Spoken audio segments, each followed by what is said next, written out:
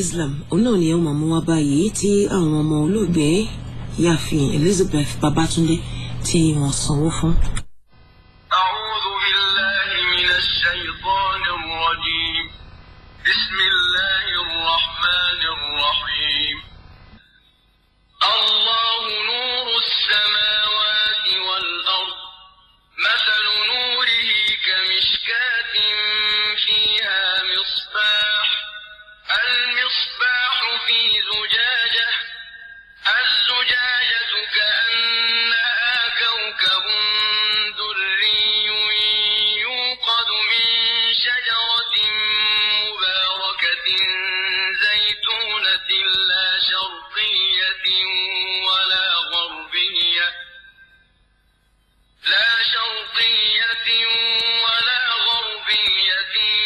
يكاد زيتها يضيء ولو لم تمسسه نار نور على نور يهدي الله لنوره من يشاء ويضرب الله الأمثال للناس والله بكل شيء عليم. أعوذ بالله من الشيطان الرجيم. بسم الله الرحمن الرحيم. Adáwọ̀pẹ́ fún Ọlọ́run ọba olówó wa, ọba tí ń tọ́jú wa, ọba tí ń darí ayé pẹ̀lú bí ó ṣe fẹ́. À ń tọrọ ìkẹ́ àti ìgẹ̀ fún aṣíwájú wa Ànábì wa Muhammad sallallahu alayhi wa sallam. Ìkẹ́ Ọlọ́run ọlá Ọlọ́run kó máa bá àti àwọn ará ilé rẹ̀ àti àwọn sàhábà rẹ̀ àti gbogbo àwọn tí wọ́n gbàgbọ́ títí ìdíjọ́ gbéǹde al-qiyama. Ẹ kú ojúlọ́nà. Ètò yín ètò wa, ètò Nurul Islam.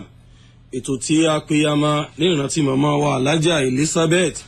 Babatunde ilé Ìgúnbòrò Àbọ̀rẹ́rìn ní Ìrúwà. Òun náà ni ó tún gorí afẹ́fẹ́. Kọ́lọ́wọ́n bá lékeọlá kí ọgbà màmá náà ní àbọ̀. Kọ́lọ́wọ́n bá lékeọlá kó ṣe àmójúkúrò níbi àṣìṣe wọn. Gẹ́gẹ́ bí a ṣe máa ń ṣe lórí ètò yìí, Ọlọ́wọ́n bá lékeọlá ó tún jẹ́ kí ojú pé kí ẹsẹ̀ pé. Àwọn bàbá àlùbáríkà ẹni tí ó yẹ iwájú tí àwa ń tẹ̀lé wọn. Àwọn náà ni wọ́n tún léwájú lónìí tí àwa náà kó ẹsẹ̀ àlùbáríkà tẹ̀lé wọn. Àwọn ni bàbá wa, bàbá ìdùnnú bàbá àlùbáríkà Sheikh Abdulwahid Abdulhamid. Àwọn ni aláṣẹ àti olùdásílẹ̀ Mahadun Najah ní Ibitoye Street Muslim. Kọ́lọ́wọ́n bá lékeọlá bá wa ṣe àlékún dáadáa fún wọn. Ẹ kí àwọn ará lé. Assalamu alaikum warahmatullahi wa alaikum assalam wa rahmatullahi wa barakatuh. Bákan náà ni olùkọ́ mi aṣíwájú mi nínú iṣẹ́ Ọlọ́run Sheikh Abdulrahman Muhammad Al-Awwal Ọlálékan. Kọ́lọ́wọ́n bá lékeọlá wọn ṣàlékún dáadáa fún wọn. Ẹ kí àwọn ará lé. Assalamu alaikum. Wa alaikum assalam wa rahmatullahi wa barakatuh. Ẹ̀yin ará lé, ẹ wá nǹkan lédìí àbí kí ẹ fìdílé nǹkan. Ìdánilẹ́kọ̀ọ́ tòní orí agbọ́nrin tí a ti ń yí bọ̀ láti bí ọ̀sẹ̀ mẹ́rin sẹ́yìn òun náà ni. Kí náà ni agbọ́nrin náà? Òun ni abala àwọn ọmọ ìyá wa jákèjádò orílẹ̀-èdè gbogbo àgbáńlá ayé tí wọ́n ń palẹ̀ mọ́ láti lọ jọ́sìn fún Ọlọ́run ní orílẹ̀-èdè Saudi Arabia. Ìdánilẹ́kọ̀ọ́ tòní orí ẹ̀ náà ni yóò tún dálé lórí agbọ́nrin àwọn ìkìlọ̀ àbí àwọn wáàsí èyí tó yáyì fún àwọn ènìyàn tí wọ́n ń lọ sí ilé Ọlọ́run. Èèyàn gbọ́dọ̀ kówó báńtà báń sílẹ̀ kí ó tún wá jẹ́ pé ní tí ó mú bọ̀ ń bẹ̀ ní tí ò ní àsúnṣe ni. Kọ́lọ́wọ́n bá lékeọlá mọ̀jà ṣe àṣedànùṣẹ́ nínú ìṣẹ̀mí ayé wa. Àwọn ustaasu mi àwọn ni wọ́n mọ pa obì tí wọ́n mọ iye àbídún rẹ̀ lábala àwọn ẹ̀kọ́ àti àwọn ìdánilẹ́kọ̀ọ́ yìí. Àwọn náà ni Sheikh Abdulrahman Muhammad Al-Awwal Ọlálékan. Faddal. Bismillah, alhamdulillah, wassalatu wassalamu ala rasulillah. Adúpẹ́ ní ọ̀dọ̀ Ọlọ́run. Alhamdulillah. Atọ́rọ ìkẹ́ àti gẹ̀ fún Ànábì wa Muhammad sallallahu alayhi wa sallam. Gẹ́gẹ́ bí atọ́kùn ètò bí wọ́n ṣe àlàyé, àkórí ìdánilẹ́kọ̀ọ́ ti alẹ́ yìí, nasaihu lil hujjaj, wáàsí fún àwọn tí a ń digbá dirù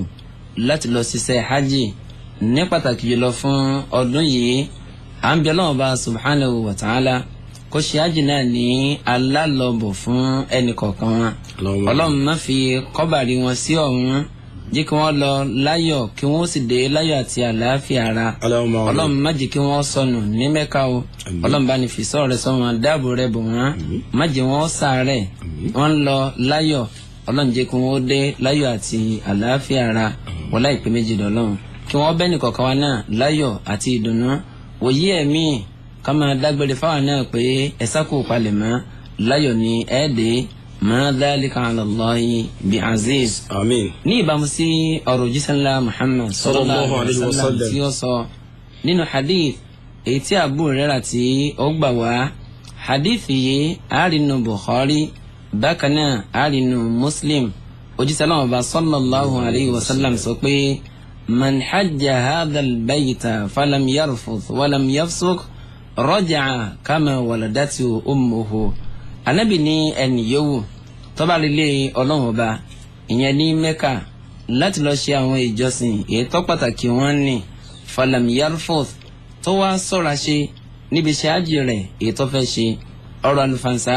kò jọ jáde látẹnu wọn kò bá obìnrin rẹ̀ tágé bẹ́ẹ̀ ni kò bá ní àṣepọ̀ walam yafsuk ìwà pòkì kò tọwọ́ rẹ̀ ṣẹlẹ̀ ọlọ sáájì ó ṣe tìbẹ̀rù Ọlọ́run kílẹ̀ sọ onítọ̀hún raja kama waladatu ummuhu onítọ̀hún yóò ṣẹ́rí padà láti bí hajj ètò lọ ṣe bí ìgbà péyà rẹ̀ tó ṣẹ̀ bí ni bí ìyá rẹ̀ ṣe bí gẹ́lẹ́ tí ò lẹ́sẹ̀ lọ́rùn bẹ́ẹ̀ lonítọ̀hún òní yóò ṣe padà wá sí ilé. Nínú ẹgbàwọ́ ọ̀rọ̀ mi òjíṣẹ́ Ọlọ́hun bá sallallahu alayhi wa sallam sọ pé al-umratu ila al-umrati kaffaratun lima baynahuma káfi umura kan káfi tẹ̀lé umura yẹn ni pé nínú ààwẹ̀ lápẹ̀júwe èèyàn lọ ṣe umura nínú ọdún eléyìí yẹn ní oṣù tá a tún wà nínú rẹ̀ yìí ó tún lọ ó ṣe umura láníyàn pé tásìkò hajj bá tó òun ó tún lọ ṣiṣẹ́ hajj umura ẹlẹ́ẹ̀kejì ìhádànù ẹ̀ṣẹ̀ òní ó máa jẹ́ fáwọn ẹ̀ṣẹ̀ tó ti ṣẹ̀ lẹ́yìn umura ti alákọ̀ọ́kọ́ wal hajjul mabrur hajj tíyàn wá ṣe tíyàn ta kété ṣẹ̀ṣẹ̀ hajj tíyàn ṣe tọ́lọ́wọ́n bá tọ́ tẹ́wọ́ gbà laysa lahu jazaa'un illa al-janna kò sí tí Ọlọ́run bá tí ó fi san onítọ̀hún lẹ́san rẹ̀ tó fẹ́ ká hajj rẹ̀ tó ṣe tayọ kọ́lọ́run bá kó fi onítọ̀hún wọ̀ sínú ọgbà al-janna onídẹ̀ra lọ. Imam Bukhari àti Muslim àwọn méjì ni wọ́n gba hadith yìí wá. Ìbéèrè tó wá fẹ́ mú jáde látinú hadith méjì ni wípé kay yakuna hajjuka mabruran kí hajj wa kó lè bàjẹ́ hajjan mabruran kí sáàyù wa ipò ìlàkàkà wa kó lè bàjẹ́ ìtòsí pé Ọlọ́run bá yóò san wá lẹ́san lé lórí àwọn nǹkan wo iná ṣe tí gbogbo àwọn nǹkan yìí tí yóò fi jẹ́ ìtẹ́wọ́gbà níwájú Ọlọ́run yẹn ni pé tá a bá fẹ́ kí hajj wa tá a fẹ́ lọ ná owó bàǹtàbàǹtà tá a fẹ́ lọ ná lé lórí ọ̀pọ̀lọpọ̀ àsìkò ńlá lò ń bẹ̀ ìfẹ̀míwéwu ọ̀pọ̀lọpọ̀ nǹkan ńlọkùnbi ṣe hajj kò wá ní dáa kíyàn wá lọ ṣe kó má jẹ́ nǹkan àtẹ́wọ́gbà kí làwọn nǹkan tá a lè ṣe tí hajj wa tí ó fi jẹ́ ìtẹ́wọ́gbà níwájú Ọlọ́run ọba. Nǹkan àkọ́kọ́ bàbá ṣe ń digbá dàgbọ̀n kárí wípé ìbẹ̀rù Ọlọ́run ọba ńlá fi tẹ́lẹ̀ ńlọ wà láàrin òun náà ni yóò sì wà nísàlẹ̀. Ọlọ́run ọba subhanahu wa ta'ala sọ pé watazawwadu ẹ pèsè ẹ gbáradì fún ṣe hajj tẹ́ fẹ́ lọ ṣe ṣùgbọ́n o fa inna khayra zadi taqwa èyí tó fi ń lóore jùlọ nínú ìgbáradì alálàájì òun náà ní ìbẹ̀rù Ọlọ́run ọba ta'ala. Nǹkan lẹ́ẹ̀kejì èyí tí a tún mójútó látàrí wípé àsìkò tá a máa gbéra ó ti ń súnmọ́ àwọn tí wọ́n jẹ́ ìyàwó àtọmọ ojúlùmọ̀ ọ̀rẹ́ ká pè gbogbo wọn ká pè wọ́n ẹni pé lọ́tọ̀ fẹ́ ṣe hajj pé ìyàwó pé ọmọ pọ́kọ rẹ̀ bá wọn sọ̀rọ̀ ṣe wáàsí fún wọn wáàsí tó ṣe fún wọn òun náà ní lórí ìbẹ̀rù Ọlọ́run ọba subhanahu wa ta'ala. n ti ń jẹ́ ìbẹ̀rù Ọlọ́run òní ká jìnà sí gbogbo ntọ́lọ́run ọba ọ̀fẹ́ lápapọ̀ gbogbo ntọ́lọ́run ọba fẹ́ ká gbájúmọ́ kárí wípé òun là ń ṣe nínú àyá al-Qur'an Ọlọ́run ní walaqad wassayna alladhina utul kitaba min qablikum wa iyyakum anittaqullah. Ọlọ́run ní ti pàápàá àti òdodo àti sọ àsọ́ọ́lẹ̀ àti pàṣẹ fáwọn ẹni ìṣáájú àwọn alul kitab Yahudi ni Nasara ni àwọn tí wọ́n ṣe ẹ̀sìn síwájú yín Ọlọ́run láti pa wọ́n láṣẹ bá a ti pa wọ́n láṣẹ la pè yín náà láṣẹ àṣẹ kí Ọlọ́run wá pa wá òun náà ni anittaqullah ẹ bẹ̀rù Ọlọ́run. Ìbẹ̀rù Ọlọ́run oníwàásí ètò Ọlọ́run bá ṣe fáwọn ẹni ìṣáájú àtàwọn tí à ń bẹ nínú rẹ̀ yìí á fi ìbẹ̀rù Ọlọ́run á fi kọ́ wọn lọ́rùn lílọ ni mò ń lọ yìí ẹ bẹ̀rù Ọlọ́run bá o á ṣe wá sílẹ̀ yìí á ṣe fún wọn. nínú àwọn tí a tún gbọdọ̀ ṣe bákan náà an yaktuba ma lahu wa ma alayhi àwọn tó jẹ lówó jí kí wọ́n mọ̀ wọ́n dákọ̀ àwọn tó jẹ lówó àti iye tó jẹ kálukú wọn. àwọn tí á jẹ̀wọ́ náà lówó ṣàlàyé rẹ̀ fáwọn ọmọ rẹ̀ kó tó di pé ọ lọ. kódà lẹ́yìn tó bá kọ àkọọ́lẹ̀ ń tán tó wá gbìyànjú kó o jẹ́ kí ẹlẹ́rìí bíi méjì kí wọ́n jẹ́rìí sí pé ọwọ́ rẹ̀ ló fi kọ́ o pọ̀ ọ̀jẹ̀ lámarin báyìí làkàṣègbè ọ̀jẹ̀ lówó. àwọn afúnṣọ́ tí wọ́n kó tì ọ́ ṣàlàyé rẹ̀ fáwọn ọmọ rẹ̀ owó yìí èmi kọ́ mo ní o ilé báyìí mò ń bá yàn kọ́ ní o èmi kọ́ mo ní o torí pé a lè sọ wípé yóò yá kọ́lọ́hún ní ọpẹ́ a sì lè ní ọpẹ́ kọ́ yá a lè sọ pé a lọ sí Mẹ́kà kọ́lọ́ ní ọ̀hún gangan onísàárè onítọ̀hún ńlọ́wà à ń ṣe ládùúgbò àgbọ̀n alájí wa Ọlọ́run jẹ́ kí wọ́n lọ láyọ̀ kí wọ́n sì di bàbá wa láyọ̀ àti àlàáfíà ara ṣùgbọ́n àjálù nàbíyádìlá àwọn àsìkò tẹ́nì kọ̀ọ̀kan wa tá a lò tá a fi kúrò láyé kò sẹ́ni tó máa ọwọ́ Ọlọ́run ba ẹnìkan ńlọ́wà tó bá rí bẹ́ẹ̀ tó bá lọ́ọ́ tó dè máa ń kọ́ yẹn ni pé ó ṣe pàtàkì àwọn tó jẹ lówó ìyẹn nàná rẹ̀ fáwọn ọmọ rẹ̀ ṣàlàyé rẹ̀ ẹni báyìí yé báyìí ni mo jẹ́ pẹ̀lú àkọọ́lẹ̀ léyìí tó ṣe wípé ìrà ò ní rìn. nínú Suratul Baqara Quran 2 verse 282 ká lọ wò ó Ọlọ́run pa wá láṣẹ ó gbé àwọn ìlànà kankalẹ̀ níbẹ̀ nípa bá a ṣe ń yáwó àtàwọn ìtọ́yẹkọ́ wà lábala ìyá ara ẹni lówó. lára tí a tún wá ṣe bákan náà istikhara ó ṣe pàtàkì fẹ́ni tó bá fẹ́ lọ ṣe iṣẹ́ hajj. istikhara rẹ tó ṣe kìí sí lórí hajj torí pé iṣẹ́ olóore òní hajj ńlọ́jẹ́ ṣùgbọ́n lórí àwọn wo ńlọ́ọ̀bárìn irú ọkọ̀ wo ńlọ́wọ̀ àsìkò wo ńlọ́yẹkọ́ lọ ṣe istikhara lórí eléyìí bí Ànábì Muhammad sallallahu alaihi wasallam bí ó ṣe kọ́ wa. lọ́la tí a tún fi kún ìgbáradì yín al-mubadaratu bit-tawba ẹ taratara àwọn ẹ̀ṣẹ̀ ètò ẹ̀ ti dá ẹ̀jẹ̀ àtúbà níbẹ̀ kí àwọn ẹ̀ṣẹ̀ wa tá à ń lọ sí lọ́hùn-ún kó lè bá a bá ojú rẹ̀ àti àánú Ọlọ́run kó lè bá a bá pàdé. gbogbo ẹ̀ṣẹ̀ pátápátá ètí kálukú wa tá a bá rí i pé à ń fi ọ̀nà kan àbómi tá a fi ń ṣe Ọlọ́run ọba òkun ikùn kó ní ọmọ mọ̀nú ẹ̀jẹ̀ àtúbà lọ sọ́dọ̀ Ọlọ́run ẹ̀jẹ̀ àrònú pàwàdà torí pé ibi tá à ń lọ ilẹ̀ mímọ́ ni ìjọsìn mímọ́ là ń lọ ṣe fọlọ́run ọba kó lè bá a jẹ́ nǹkan àtẹ́wọ́gbà ẹ̀jẹ̀ àtúbà kó ń bi àwọn ẹ̀ṣẹ̀ pẹ̀lú nǹkan mẹ́ta tí ó ṣe pàtàkì láti ṣe. ìkíní kábàámọ̀ lórí àwọn iṣẹ́ ibi èyí tó ti rí kọjá. ẹlẹ́ẹ̀kejì jáwọ́ kó ń bi àwọn iṣẹ́ ibi wọn má dédé ẹ̀ mọ́ tún wá pinnu pé bọ́lọ̀ ń bá ilé forí eléyìí jì mí n ò tún dédé ẹ̀ṣẹ̀ mọ́ ní ìbámu sí ọ̀rọ̀ Ọlọ́run Ọba subhanahu wa ta'ala yẹn nínú Suratul Nur Ọlọ́run ní watubu ilallahi jami'an ayyuhal mu'minun la'allakum tuflihun ẹ̀yin onígbàgbọ́ òdodo gbogbo yín ẹ ronú pàwàdà ẹ túbà ẹ jáwọ́ kó ń bi gbogbo ẹ̀ṣẹ̀ kẹ́lẹ́ bá jẹ́ tó sì pé yóò jèrè. nínú hadith ìtaàrí nínú Bukhari yẹn nípa àwọn nǹkan mẹ́tẹ̀ẹ̀ta á ṣe táyé pé láàrin wa àtọ́lọ́run lè ṣe bá mọ àti ráforíjìn tó bá ṣe pé láàrin wa àtẹ̀dábá ni nǹkan ní nǹkan tó gbà àfikọ́ yá dá padà bọ́ọ̀ bá dá padà tútúbà rẹ̀ kò ní jẹ́ nǹkan àtẹ́wọ́gbà níwájú Ọlọ́run. nínú hadith ètí Imam Bukhari tí ó gbà wá látọ̀dọ̀ Abu Hurairah òjíṣẹ́ Ọlọ́run bá sallallahu alayhi wa sallam sọ pé man kanat lahu madlamatun li akhihi min 'irdihi aw shay'in falyatahallalhu minhu al-yawm qabla an la yakuna dinarun wala dirham. anábìrin rẹ̀ tó jẹ́ mùsùlùmí tó jẹ́ pé ọ̀nà kan àbómi ọ̀yàn ọmọ ìyá rẹ̀ ọ̀yàn jẹ ẹ̀tọ́ rẹ̀ kan ọ̀ ń bẹ lọ́wọ́ rẹ̀ abó tí ẹ̀ sọ̀rọ̀ rẹ̀ lẹ́yìn ní abọ́ ṣàìdá kan fún tètè yá lọ wá bó sì sọ nǹkan bó sì sọ di ẹ̀tọ́ owó rẹ̀ lọ́ba gbà ní systematically bó sì jí iná ní kò fi yá dọ́gbọ́n kọ́ dá padà ilẹ̀ rẹ̀ lọ́gbẹ́sẹ̀ lé ní tètè yá lọ dá padà lónìí kótó di ọ̀la ìyànjú àgbẹ̀ndì àlùkìyàmà léyìí tó ṣe wípé bó tiẹ̀ fẹ́ sandá padà bó fẹ́ dá owó ń padà ò ní náírà lọ́wọ́ kò ní sí dọ́là kò ní sí ríyàl kò ní sí pound sterling kí lọ́ọ́ wàá fi san òsì gbọ́dọ̀ mọ́sán bọ́ ọ bá níṣẹ́ rẹ̀ nínú iṣẹ́ rẹ̀ ni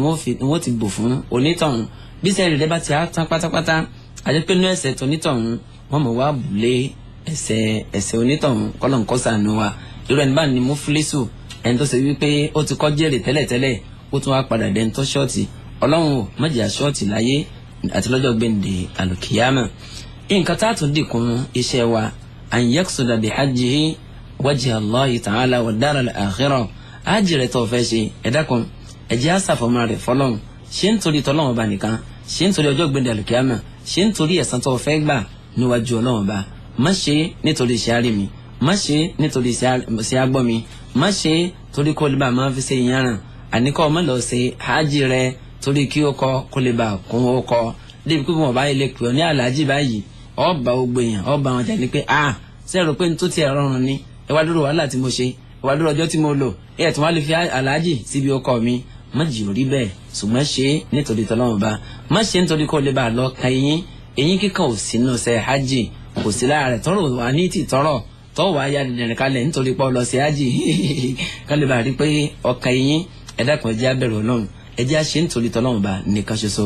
ẹjẹ́ àlọ́wọ́ náà Suratul Isra Quran 17 verse 17 tí dórí 18 káwọn tọ́lọ́run bá subhanahu wa ta'ala tó sọ níbẹ̀ Ọlọ́run man kana yuridu al-ajilata ajjalna lahu fiha ma nasha liman nurid Ọlọ́run lẹ́nu tó bá ṣe pé gbogbo iṣẹ́ tí ẹ̀ ti ń ṣe kò sí nítorí ọ̀run nítorí táyé nìkan ìní fi ń ṣe ó bá wù wọn Ọlọ́run bá òun á sì dojú ayé ọ̀run kọ ẹni tó bá wù òun Ọlọ́run òun á tẹ́ pẹpẹ ọrọ̀ ayé fún un ṣùgbọ́n ó thumma ja'alna lahu jahannam onítọ̀hún kò ní nípìn kankan tó bá jọ́gbìn àlùkìyámà jù pé Ọlọ́run bó fi wọ̀ sínú iná lọ Ọlọ́run ṣàánú wa mọ̀ṣẹ̀ wa ní ọmọ náà nínú hadith al-qudusi Ọlọ́run ní man amila amalan ẹ̀ ń bá ṣe iṣẹ́ kan iṣẹ́ tó yẹ kó ṣe nítorí tọ́lọ́run bá ṣùgbọ́n ṣe nítorí Ọlọ́run ó tún ṣe nítorí ẹlòmíì taraktu wa sharikahu Ọlọ́run lónítọ̀hún òun ọkọ̀ iṣẹ́ rẹ̀ òun ọ̀dà iṣẹ́ rẹ̀ òun ọ̀dà lù láyà ni ájì lọ fẹ́ lọ ṣe yìí irú owó wo lọ fẹ́ mú lọ sí Mẹ́kà gan-an níbo ló ti rí owó ètò òtújọ́ ètò ọ̀fẹ́ lọ fi ṣe Mẹ́kà sówó òlu ńlọkọjọ tó fẹ́ lọ ná ní Mẹ́kà sówó àjọ alájọ ńlọ dàrú tó àrùn pé báyà tó bá ti dé Mẹ́kà ó tùbá ó lè rí tútú bá gbà Ọlọ́run ò lè forí kò lè forí yọ àfikọ́ yà túbá àfikọ́ yà ṣẹ̀ṣà owó tó dáa ètò mú lọ sí Mẹ́kà torí pé Ọlọ́run bá inna Allah ta'ala tayyibun la yaqbalu illa tayyiban dájúdájú Ọlọ́run bá ọba tó máa ní kò ní tẹ́wọ́ kan gbà nǹkan kan lọ́wọ́ ẹ̀dá àfi kí nǹkan kọ́ yà jẹ́ nǹkan tó má ìyẹn ni wípé owó tó mú lọ síbi hajj ṣẹ̀ṣà rẹ̀ rí pé owó tó dáa ni owó àlàálì rẹ̀ owó ògùn rẹ̀ ńlọ fẹ́ mú lọ sí Mẹ́kà kí hajj rẹ̀ kó lè bá jẹ́ nǹkan tẹ́wọ́ gbà níwájú Ọlọ́run àti ẹ̀ríkà nínú àkọọ́lẹ̀ wọn lẹ́ni tó bá lọ sí hajj pẹ̀lú owó tí ọ̀ma bí bá ṣe ń da ẹsẹ̀ lórí nǹkan àgùn rẹ̀ tí ń ṣe labbaik Allahumma labbaik labbaik la sharika laka labbaik ọlọ́ọ̀lẹ́yìn màláíkà ẹ máa dá lóhùn èmi Ọlọ́run kọ́ jẹ́ pé èmi Ọlọ́run kọ́ jẹ́ pé ìǹtẹ́wọ́ gba hajj rẹ̀ ọ́ sẹ́rí padà tó ń tẹsẹ̀ ní ò ní sẹ́rí padà lọ́lé lẹ́yìn tó lọ́wọ́ bá tí ó fi oríjìn Ọlọ́run màsánù wa májì àsòfò ayé májì àṣetọ̀nù o nínú àwọn nǹkan tí a tún fi kún ìgbáradì wa àwọn tá a fẹ́ lọ ṣiṣẹ́ hajj an yata'allama ma shuri'a lahu fi hajj àwọn tọ́lọ́wọ́ bá tó ṣe lófin àwọn tánàbí làkàlẹ̀ fún wa níbi iṣẹ́ hajj tó yẹ ká lẹ́kọ̀ọ́ nípa rẹ̀ gbìyànjú lọ lẹ́kọ̀ọ́ nípasẹ̀ hajj kò ní í dá kọ́ wa lọ ṣiṣẹ́ hajj kó rò wípé Ọlọ́run ti foríjì ọ́ kọ́ wa jẹ́ pé ó tún wá sẹ́rí padà wá sílé àtò ní jẹ́ màjúr ṣùgbọ́n màzúr lẹ́yìn tó ṣe wípé ẹ̀ṣẹ̀ ńlọ tún rọ́ wá sílé ẹ̀dá kan já lọ lẹ́kọ̀ọ́ nípa bá a ṣe máa ń ṣe iṣẹ́ hajj ọjọ́ wo àsìkò wo ńlá láǹfààní láti gé èékánná ńlá láǹfààní láti fárun àwọn nǹkan wo ló yẹ kí alálàájì ò jìnnà sí bí ustaz wa bí wọ́n ṣe kà fún wa ní ìjẹ́ẹ̀dógún ló yẹ ká lẹ́kọ̀ọ́ nípa gbogbo àwọn nǹkan wọ̀nyí àwọn nǹkan wo alálàájì lè ṣe àwọn nǹkan wo ní ó gbọ́dọ̀ ṣe àti bẹ́ẹ̀ bẹ́ẹ̀ lọ ká lẹ́kọ̀ọ́ nípa iṣẹ́ hajj ẹ má jẹ́ àgbàgbé Ọlọ́run bá subhanahu wa ta'ala Ọlọ́run jẹ́ àmọ̀ pé tí wọ́n bá wọ àlùjánnà onídẹ̀ra òun láti jẹ́ ní tó bẹ̀rù Ọlọ́run ṣùgbọ́n ta ni ó wà bẹ̀rù Ọlọ́run bó ṣe tọ́ àti bó ṣe yẹ innama yakhsha Allaha min ibadihi al-ulama ẹ̀ ń bá nímà ní o ilẹ̀ tó lè bẹ̀rù Ọlọ́run ọba ní ti pàápàá bíbẹ̀rù Ọlọ́run ọba lára tí a tún mú kún ìgbáradì wa musahabatul akhyar Mákà lọ ń lọ yìí àwọn ẹni Ọlọ́run àwọn ẹni ẹ̀ṣà àwọn tí a bẹ̀rù Ọlọ́run àwọn tí kò máa bá rìnnú ọ̀pọ̀lọpọ̀ náà wọn lálàjì yóò ní ẹ wá wo fọ́tò mi èmi àti kìnnì kan àjọyà fọ́tò olórin báyìí ohun tíátà báyìí kí ló fẹ́ jẹlẹ́rẹ̀ bí lẹ́yìn ọ̀bẹ́ni rẹ́rin àwọn ẹni Ọlọ́run ní kò bá rìn ní pàtàkì jùlọ àwọn tí a bá jẹ́ ọmọ akẹ́kọ̀ọ́ tí a ń bẹ lọ́hùn kó lè bá láǹfààní láti ṣe àṣepé iṣẹ́ má gbàgbé nínú Suratu Zukhruf àyà 37 níbẹ̀ ọlọ́run jẹ́ àmà wípé tó bá dijọ́ gbẹ̀dẹ̀ àlùkìyàmà irú àwọn tó ń bá sọ̀rẹ́ láyé hàn tó bá dijọ́ gbẹ̀dẹ̀ àlùkìyàmà ọ̀tálẹ̀ padà di láàrin ara yín nínú àyà náà al-akhillahu yawmaidhin ba'duhum li ba'din aduwwun illa al-muttaqin ọlọ́run ní gbogbo ọ̀rẹ́ pátá tó bá dijọ́ gbẹ̀dẹ̀ àlùkìyàmà apá kan wọ́n máa bá apá kejì wọ́n bára wọn sọ̀tání tó bá dijọ́ gbẹ̀dẹ̀ àlùkìyàmà àfàwọn tó bá ṣe wípé wọ́n bá páyé ọlọ́run bá nìkan làwọn tó ṣe pé wọ́n ò rí ọ̀nà ọlọ́run òjíṣẹ́ náà bá sallallahu alaihi wasallam ìdí ni tó fi sọ fún wa wípé la tusahib illa mu'minan wala ya'kulu ta'amaka illa taqi òjíṣẹ́ ọlọ́run ní má bẹ́ẹ̀ ní kankan rìn àfẹn tó bá gbọ́ lọ́wọ́ bá gbọ́ ẹni tó jẹ́ mùmínì ni ọba ṣọ̀rẹ́ ẹni tó bẹ̀rù ọlọ́run ni ọba rìn níbi iṣẹ́ hajj rẹ̀ má bá wọn òmùgọ̀ àwọn pòkì má bá wọn kẹgbẹ́ wala ya'kulu ta'amaka illa taqi má jẹ́ kẹ́nìkan kọ́ jẹ oúnjẹ kọ́tọ̀ bọ̀wọ́ pẹ̀lú rẹ̀ àfẹn tó bá ṣe pé ọba bẹ̀rù ọlọ́run ọba lára tí a gbajúmọ̀ níbi iṣẹ́ hajj wa jùlọ al-iktharu min adh-dhikri ọlẹ́ni tí ó máa rántí ọlọ́run ọba ọlẹ́ni tí ó máa rántí ọlọ́run pẹ̀lú pọ́ máa kí alukurani alápọ̀nlé lẹ́ni tí ó máa tọrọ ìdáríjì ẹ̀ṣẹ̀ lọ́sọ́dọ̀ ọlọ́run ọba ọlẹ́ni tí ó máa ṣe àdúrà ní ọ̀pọ̀lọpọ̀ ààyè lórí ìrìn lálọ lábọ̀ ọ̀ ń tọ̀ wá fún ni pọ̀ ládùá pọ̀ ní adhkar ọ wà láàrin pọ̀ ń ṣe sàfá ọ̀ ń sáré láàrin sàfá àti márùwà pọ̀ lẹ́ni tí ó máa ṣàdúrà ní pàtàkì jùlọ lọ́jọ́ àràfá lọ́yẹ́ tó ṣe wípé ọjọ́ ìní àṣetán ìní máa banújẹ́ jùlọ pọ̀ ní àbíkìrì pọ̀ ní àdúà pọ̀ ní kùránì rántí àdúà ṣíṣe fúnra rẹ fáwọn ọmọ rẹ àti fún orílẹ̀-èdè wa Nàìjíríà lápapọ̀ ọlọ́run bá subhanahu wa ta'ala inú suratul ankabut ayé ẹlẹ́ẹ̀karùndínláàádọ́ta ọlọ́run ní wala dhikrullahi akbar ọlọ́run ní ìrántí ọlọ́run bá ọmọ tóbi pọ̀ ìrántí ọlọ́run bá ọmọ lágbára púpọ̀ ẹni bí ká gbájúmọ́ nínú ẹ̀ náà bákan náà ìdálálàájì al-muhafadhatu ala al-wajibat wa khasatan as-salawat àwọn tọ́lọ̀ bá ṣe lọ́ràn yàn ìjà gbajúmọ̀ níbi iṣẹ́ hajj wa èyí tí a ń lọ ṣe ní pàtàkì jùlọ ìrun wákàtí 5 ọ̀pọ̀lọpọ̀ alálàájì yóò máa rìn káàkiri ni yóò máa kiri ọjà káàkiri ni èyí tí èlò àǹfààní pọ̀ wà Mẹ́kà kó kírun nílẹ̀ ọlọ́run ọba léyìí tó ṣe pé òjíṣẹ́ ọlọ́run ọba sallallahu alaihi wasallam sọ pé ẹ̀ ń bá kírun wákàtí hóró kan bí àrùn àyílà lápẹ́jùwe àbí àsùnbà tí yàn bá kí nílé ọlọ́run ọba ní Mẹ́kà láàdá tí yàn gbà lórí ẹyọ kan ó ṣe déédéé 100,000 láàdá ńlẹ̀ yàn gbà lórí ọ̀run ẹyọ kan èyí tí yàn bá kí yàn nílé ọlọ́run ọba ní Káàbà ẹ̀dá kan ọ̀pọ̀lọpọ̀ náà alálàájì ẹlòmíì yóò sùn ẹlòmíì ọ̀nì ẹ̀wọ̀n olè torí bọ́ọ̀rùn ọjà rí gbọ́ná kí ni tó lọ ṣe ní Mẹ́kà sọ lọ ìrìn àjò afẹ́ lọ sí bọ́ọ̀ lọ ṣe ni ibi wàhálà lọ lọ ṣe torí kò lè bá rí àlùjánnà nílera kò lè bá rí wọ ẹ̀dákun ẹ̀jẹ̀ abẹ́rẹ́ ọlọ́run bá ń ta torí ẹ̀ lọ ẹ̀jẹ̀ agbájúmọ́ sísọ ẹnu rẹ kó ń bí ọ̀rọ̀ ẹ̀yìn òfófó àwọn tí ẹ̀ka fẹnu sọ ẹnu rẹ jìnnà sí ọ̀rọ̀ ìṣèlú mọ̀jẹ̀ pé ńlọ àrámánu tó wà gbájúmọ́ nígbà tó bá dé Mẹ́kà àti bẹ́ẹ̀ bẹ́ẹ̀ lọ nítorí àsìkò à ń bẹ lọ́wọ́n bá kọ́lọ̀ ń kọ́tẹ́wọ́ gba ájì náà lẹ́sìn fún yín kó ṣe ní okùnfà oríire táyé àti ti àlùkìyàmà fún ẹnìkọ̀ọ̀kan yín kọ́lọ̀ ń jẹ́ kẹ́ bá wa láyọ̀ àti àlàáfíà rà subhana rabbika rabbil izzati amma yasifun wa salamun ala al-mursalin walhamdulillahi rabbil alamin. ọlọ́run bá yóò bá wa san àwọn stars wa ní ẹ̀san olóríire ọlọ́run bá lékè ọlá yóò sì bá wa dúró tì yín èyí tí ẹ sọ yìí ọlọ́run yóò fi sínú ìgbésẹ̀ rẹ̀ tẹ̀yìn náà ọ̀rọ̀ pọ̀ lórí ọ̀rọ̀ hajj wọ́n ti sọ fún wa wípé ìpìlẹ̀ gbogbo kírun òun náà ní kí a jẹ́ ẹni tí ó wà ìbẹ̀rù ọlọ́run lọ kọ́lọ́run bá lékè ọlá kó sì wá ní olùbẹ̀rù rẹ̀ àìtí ìdílé táwọn èèyàn ti ń pè náà ẹ ti wọlé o. wa alaikum salaam wa barakatuh. àbá tẹ̀sán ń sọ̀rọ̀ láti ayé. sọ̀rọ̀ ọ̀rọ̀ ọ̀sán ilẹ̀ sọ̀rọ̀ kí n béèrè yín ẹ̀yin rẹ́díò ilé àbíkẹ́ jìnnà sí. ẹ dákun àmọ̀ràn wo lẹ́ni fún àwọn tó máa ń sọ lẹ́nu yìí àwọn ò ní lọ sí àjì kódà mo fẹ́ ràn wọ́n lọ. mo ti gbọ́ bàbá wa Sheikh Abdulkadir Abdulhamid wọ́n ní àwọn olùfẹ́ fáwọn èèyàn yìí. àkọ́kọ́ ẹni tó bá sọ wípé òun ò ní àjì lọ tó ṣe wípé ẹ̀mí rẹ̀ ní pọ́takú ìjọ́ranyàn àjì nínú Islam onítọ̀hún kèfèrí ni onítọ̀hún ó ti di kèfèrí ẹ̀sìn ẹ̀ ó ti bàjẹ́ máa lọ ọ̀tọ́ wájá sí pé ó fojú nọlifáì rẹ̀ ni kò sọ wípé kì í sọ̀ranyàn ní Islam ṣùgbọ́n kí lọ́kàn pẹ̀lú eléyàn fásìkì òkì ẹlẹ́sẹ̀ níwájú Ọlọ́run ni ìmọ̀ràn tí mo lè fún ni pé ká ronúpìwàdà ká túbà lọ sí ọ̀dọ̀ Ọlọ́run ọba tó wà nínú ẹ̀sìn tó ṣe pàdánù sí àwọn sàbẹ̀ ṣe tó sì wà nínú gbogbo tíra Islam látòkè délẹ̀ ẹnìkan sì lè kórìíra rẹ̀ èèyàn lè tàtàrà ìkórìíra rẹ̀ dọ̀mọ̀ ná ọlọ́run aláàánú jùlọ. ọlọ́run bá yóò bá wa san yín lẹ́san rẹ̀ ẹ̀yin yẹn wá ní ilé ètò yín ètò wa Nurul Islam ètò tí wọ́n pe tí a pe ama rẹ̀ lẹ́yìn láti mọ̀mọ́ wa Alhaja Elizabeth Babatunde Ilegunboro Àbọ̀rẹ́rìn ní Èrúwà fún àti béèrè nǹkan tí ó bá rú wa lójú nínú ẹ̀sìn yálà lórí ilé àbí àwọn nǹkan míì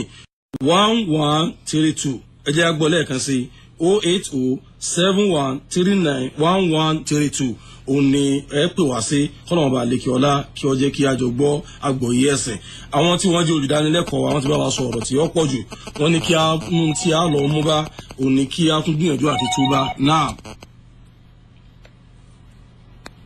ó ti rebete náà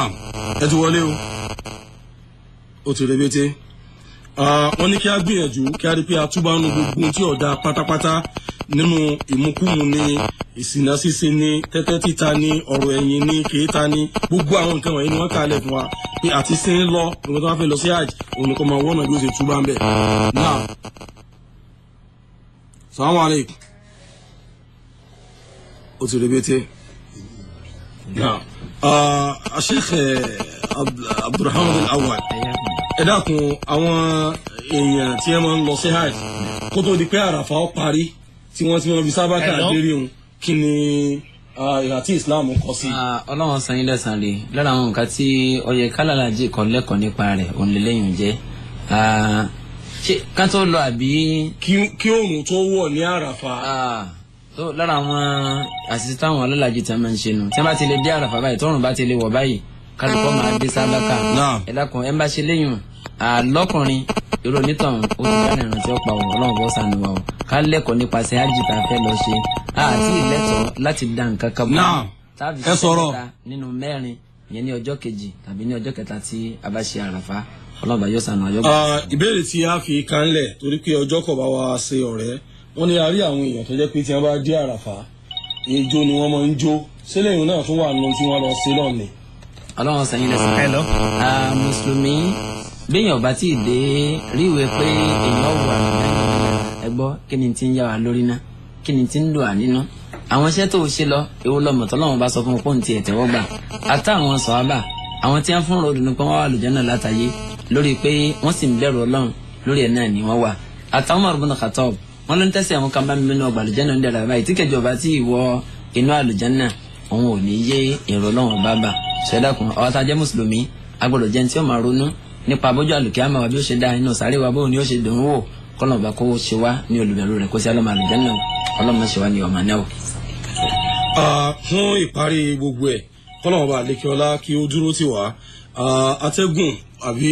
àsìkò kọba oníkálukú wa kọba wa ṣọ̀rẹ́ kì í dùn ọ̀pọ̀ sókè báyìí ní ọbẹ̀ oge ibi tí a dúró sí ní alẹ́ eré à ń rọ ìyẹn wa pé a tún jọ pàdé pọ̀ àtàwa àtẹ̀yìn ní ọjọ́ mẹ́jọ kọ́lọ́mọba àlekíọ́lá kó sọ wá ju ìgbà náà lọ